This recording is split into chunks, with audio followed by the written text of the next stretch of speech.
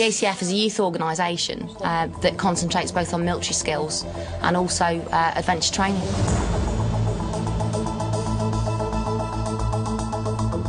The Army's role in the Army Cadet Force is very much a supporting role. They provide a lot of the funding and support from regular units with the clothing and equipment and advice.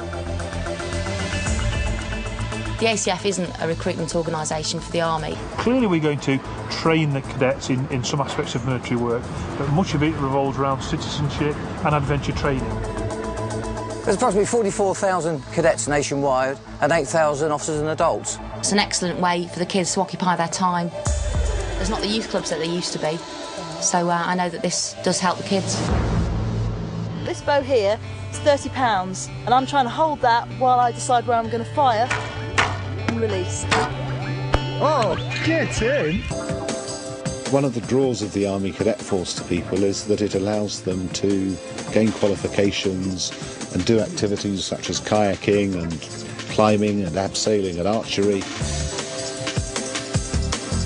We do from swimming to cross-country to athletics, football, rugby. My thing is mountain walking, so I've also taken the Summer Mountain Proficiency course and hope to go on to the Summer Mountain Leader training. The reason I love it so much is for the field craft, going out into the field and spending 2-3 days with the cadets, living out of ration packs and all working together in that environment. That's what they love, that's the real buzz. For me personally, I think it's fantastic when I see my cadets achieving, they get qualifications and they grow and develop into fantastic young people. For me, it's been a real getaway from my regular life. 2 nights a week I can go away and be a completely different person to who I am at home.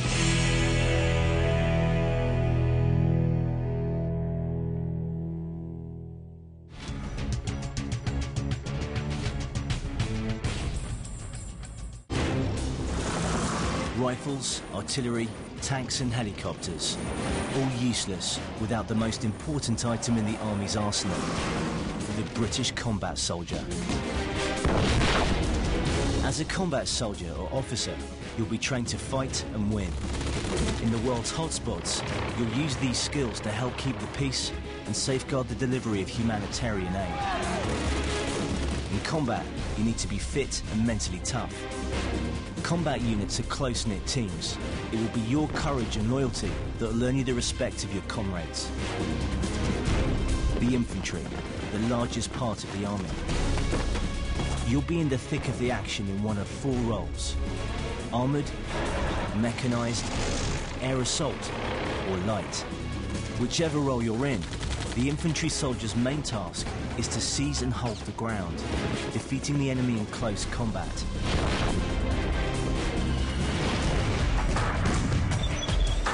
The Army's biggest guns are manned by soldiers from the Royal Artillery. With each of these shells weighing 96 pounds and requiring computer skills to target it, you'll need both brawn and brains for this job. Fire! To avoid detection by the enemy, artillery is always on the move. The light guns can take an airborne route to reach their fire positions. In the Royal Armoured Corps, you could be right up at the front of the battle in a scimitar light tank, scouting the enemy and passing back essential intelligence to the commander. Or you could be driving the Challenger 2 main battle tank soon after joining, and in command of it within 6 years. It's not a job for everyone. Decisions have to be taken in split seconds. On your side, you'll have the speed, state-of-the-art weapon systems and immense firepower of the Challenger 2. Above the battle are the helicopters of the Army Air Corps. Keeping them operational, fueled, armed and protected are a team of ground crew specialists. In this job, you'll need to show initiative and that you can accept responsibility early in your career. Later, like other combat soldiers, if you've got the right skills, you might try for pilot training. Wherever you fit in on the battlefield, you'll be a fully trained combat soldier, doing a varied and exciting job. You'll travel abroad and will work in all conditions from the desert to jungle. And the training you receive will give you useful qualifications and skills for life. One army, regular or territorial. Who do you want to be?